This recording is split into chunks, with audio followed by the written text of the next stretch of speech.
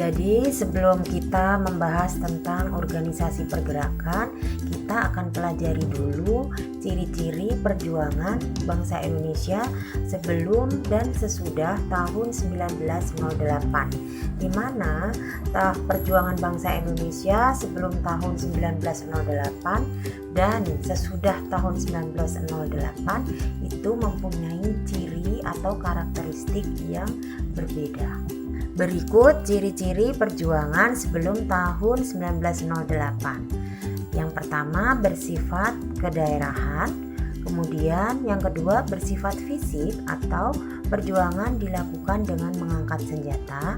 Yang ketiga terfokus pada pemimpin yang karismatik, serta yang terakhir adalah bersifat reaktif dan spontan. Berikut ciri-ciri perjuangan setelah tahun 1908, yaitu dipimpin dan digerakkan oleh kaum terpelajar. Jadi setelah tahun 1908 itu perjuangan melawan kolonialisme dimotori oleh kaum terpelajar melalui organisasi-organisasi pergerakan yang kemudian bersifat nasional.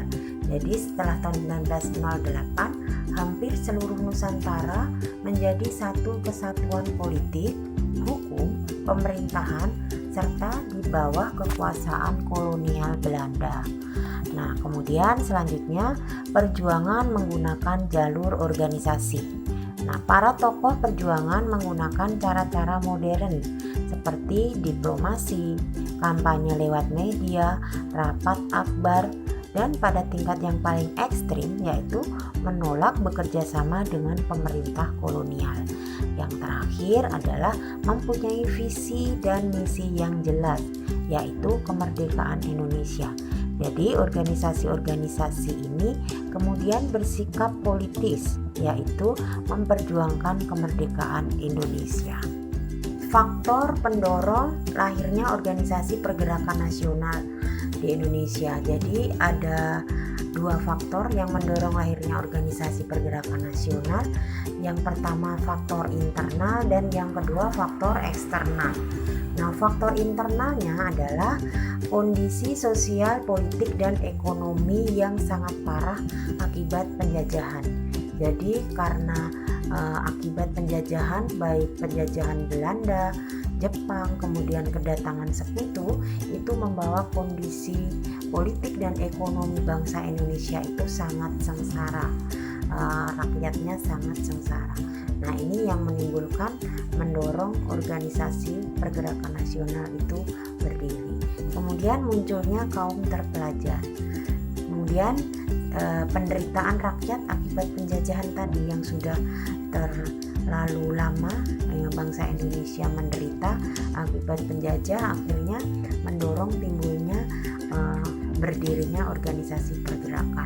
Serta yang terakhir adalah kejayaan masa lalu seperti kejayaan pada masa kerajaan. Jadi sebelum datangnya para penjajah ke Indonesia, Indonesia sudah pernah mengalami kejayaan pada masa kerajaan, seperti misalnya kerajaan Sriwijaya, Tarumanegara, Majapahit, Mataram, dan lain-lain. Kemudian faktor eksternalnya yaitu kesuksesan pergerakan nasional di negara-negara lain di Asia, Afrika. Contohnya pergerakan nasional di India, pergerakan nasional di Filipina, dan lain-lain. Kemudian kemenangan Jepang atas Rusia. Nah, kemenangan Jepang atas Rusia ini mendorong bangsa-bangsa Asia untuk bangkit, bahwa bangsa Asia pun bisa seperti Jepang yang bisa melawan bangsa Eropa. Kemudian yang selanjutnya adalah masuk dan berkembangnya paham-paham baru dari Eropa dan Amerika, contohnya nasionalisme, sosialisme, dan demokrasi. Pembahasan selanjutnya adalah perkembangan pergerakan nasional Indonesia.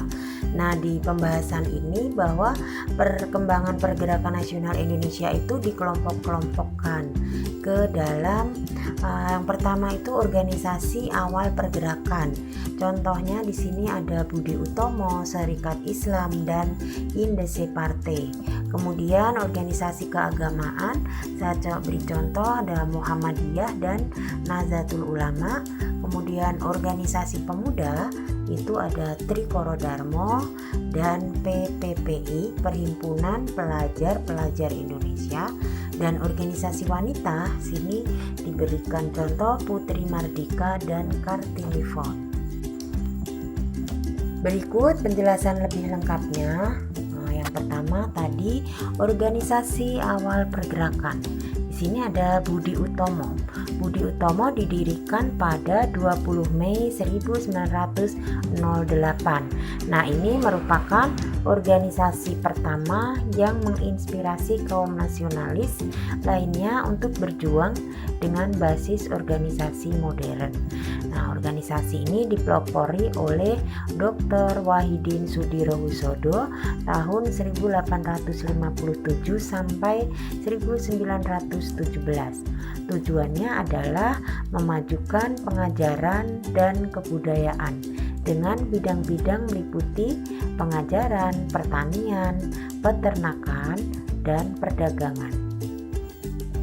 Selanjutnya, Serikat Islam.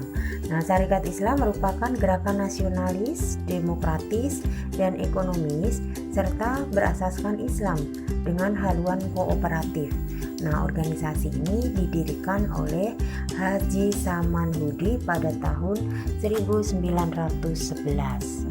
Selanjutnya ada Indese Partai. Ini didirikan di Bandung 25 Desember 1912 oleh 3 serangkai.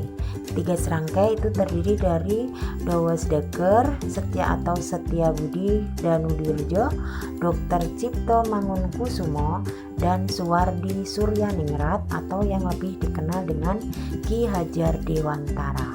Nah, tujuan didirikannya Indese Partai adalah untuk mempersatukan semua Inders sebagai persiapan menuju kehidupan bangsa yang merdeka. Inders adalah orang-orang yang lahir di Indonesia dan mengaku bertanah air Indonesia, baik orang Indo, Belanda, Cina, Arab maupun pribumi asli. Kemudian organisasi keagamaan. Yang termasuk organisasi keagamaan ada Muhammadiyah. Muhammadiyah didirikan oleh Kiai Haji Ahmad Dahlan di Yogyakarta pada 18 November 1912. Asas perjuangannya adalah Islam dan kebangsaan Indonesia. Sifatnya non-politik dan kooperatif. Nah, organisasi ini bergerak di bidang keagamaan, pendidikan, dan sosial. Kemudian ada Nahdlatul Ulama. Nahdlatul Ulama didirikan 31 Januari 1926 di Surabaya. Sebagai pendiri organisasi ini adalah Kiai Haji Hasyim Asy'ari. Tujuan organisasi ini adalah terkait masalah sosial, ekonomi, dan pendidikan. Kemudian yang termasuk organisasi pemuda ada Trikoro Darmo dan PPPI, Perhimpunan Pelajar Indonesia. Nah, Trikoro Darmo didirikan di Jakarta 7 Maret 1915. Organisasi ini didirikan di Gedung Kebangkitan Nasional dengan Ketua Dr. Satiman Wiryo Sanjoyo. Kemudian PPPI ini berdiri tahun 1925 oleh mahasiswa Jakarta dan Bandung. Tujuannya adalah kemerdekaan tanah air Indonesia. Yang termasuk organisasi wanita ada Putri Mardika. Putri Mardika berdiri tahun 1912 di Jakarta. Organisasi ini bertujuan membantu bimbingan dan penerangan pada gadis Bumi Putra dalam menuntut pelajaran dan mengemukakan pendapat di muka umum.